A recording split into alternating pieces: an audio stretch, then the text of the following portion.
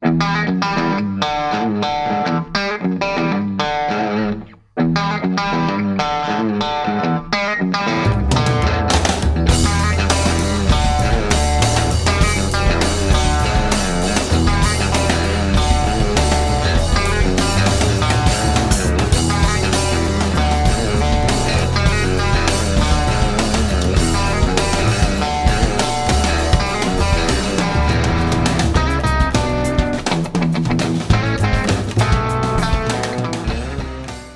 August, I went to Boston to meet my very good friend and the soloist on the piece, Rick Peckham.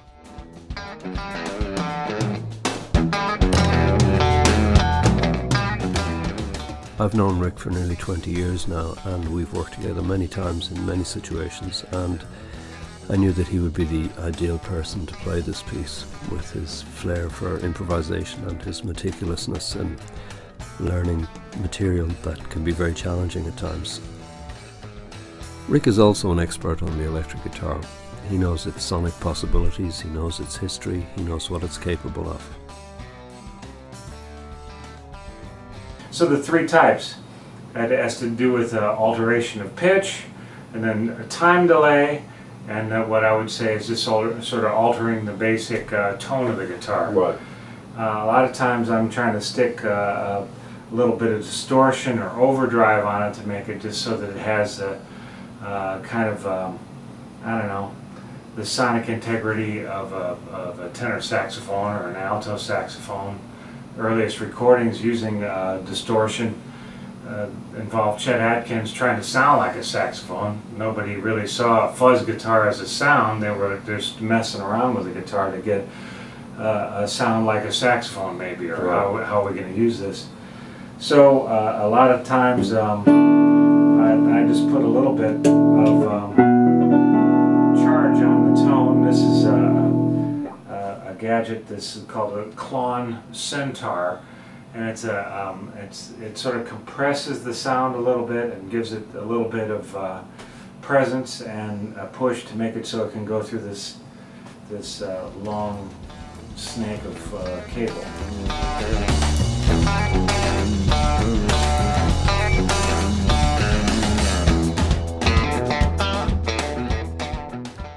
I have a plan at the moment for a cadenza at some point. It's a traditional thing for a concerto is that the soloist plays a cadenza.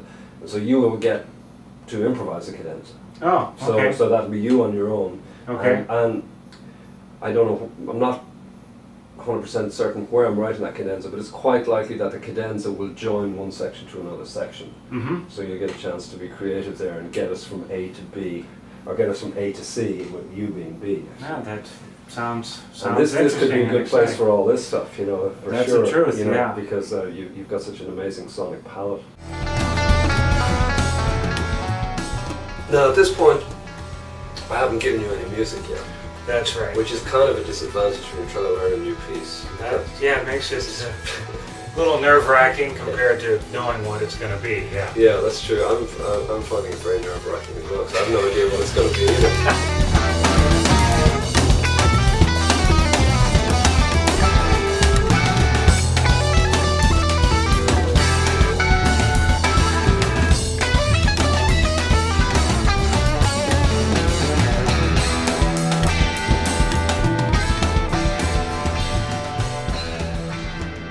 In terms of what I'm going to write, or how I'm going to write, and I think we've talked about this already, I'm going to write a piece that is kind of written in two parts at the same, not two parts is not the correct word, but two versions at the same time. One version will be totally notated for the guitar. Right.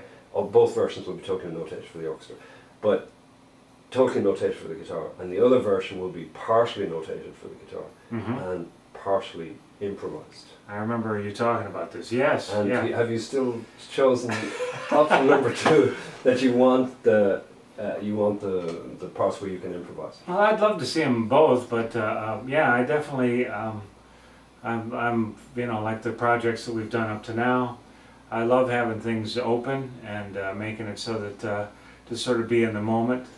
I don't know what kind of rhythm section accompaniment you're thinking about with this. Is there going to be rhythm section mixed in? Not as you know it. Okay. No, there will not be a rhythm section. Okay, so there won't be like a jazz drummer there, or no.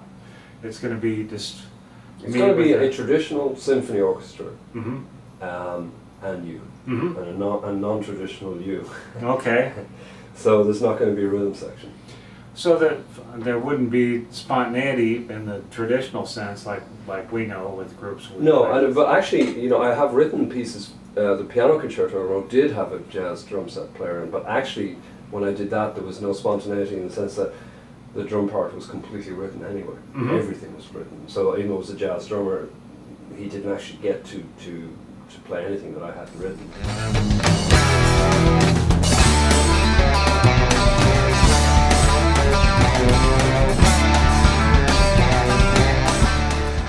I was talking about this with the conductor, with Scott Stroman, and he was right away, because we were talking about the sound issues, because the sound issues, not so much with the hall itself, which of course there will be, but the way that it, you know, a typical concerto is set up is, you know, you're the soloist and you're out the front, and you've got the conductor beside you, and you're there, and the conductor's here, and there's this massive musicians behind you. Right. And the danger, of course, is that it's different with an acoustic instrument, because that has a natural sound of, I don't mean that to say that electric is unnatural, but it has a sound that comes out in a specific way. So a violin will have the F holes are up here, and the sound comes out like this, and etc., etc. Whereas with this situation, we're going to have two amplifiers sitting on the edge of the stage. Right.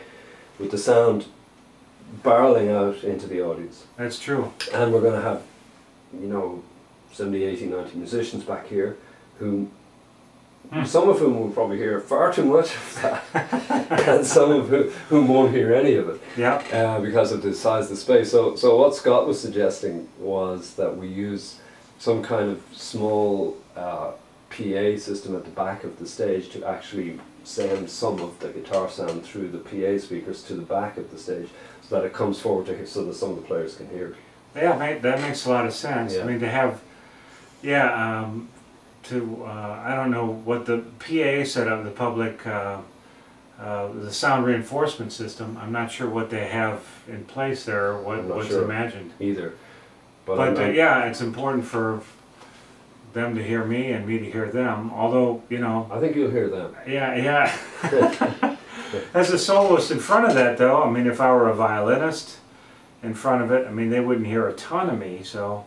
No, I mean, that's true, and also Scott also talked about in the interview I did with him about the fact that there are two ways you can do this, where you try and involve everybody in them being able to hear the soloist, or you just get them to read the music and watch the conductor, which of course is always something that sometimes is necessary anyway, because just simply the sheer physical space that a symphony orchestra inhabits, you know, from it's 100 yards from the left to the right, you know, if the guy sitting on the 100 yards and the girl sitting on the left, they can be 100 yards apart, with a, you know, gigantic amount of musicians in between them. So so sometimes you just have to budget for the fact that not everybody can hear everything. Right. And in fact, there are sometimes when people can only hear themselves or only hear their own section. So that's always going to be an interesting thing from our point of view, in the sense that we're not dealing with a traditional setup here because of the amplifiers. Right. So we're going to have to try and box clever in some ways in terms of getting the sound in its most organic way, so that the audience hears you in the context of the orchestra. As opposed to being right up front in the orchestra. So it's going to be an interesting thing, but we're going to have to think about and how best to do that. Well, to me, I mean, you know, maybe I should back off on the having to do the stereo thing. It's probably best for me to just take it and just go mono and send you know, my sound to one amp, because I'll be one voice among the many. And really, the reason that I split things out into stereo when I've done it before is to make a trio or a quartet sound like a quartet with a grand piano, or a trio with a piano, a big sound. Right. So probably you know, now that we're talking about it, it would make most sense just to have one amp where I've got one sound that's going through it, and you know, it would be to sort of like clear the way I want it, and then however that'll make it a lot easier to monitor it in the group. And it'll make it easier to you know, reinforce it and make it so the sound gets out to the audience. And yeah, it's just simplicity is better, I think. So I guess the most important thing is for me to actually write the music. That, I think. I mean, all this discussion of pedals that we've had, and all this discussion of finger picking, and all of that stuff, and creativity, probably kind of depended on me actually writing the music. Yes, the dots on the paper would be good to see. Yes, thank you. That's what I need. I need dots, need toner, lines, spaces, yeah, durations, chords, anything you got. Just start sending them over here and I'll start working on them. Damn.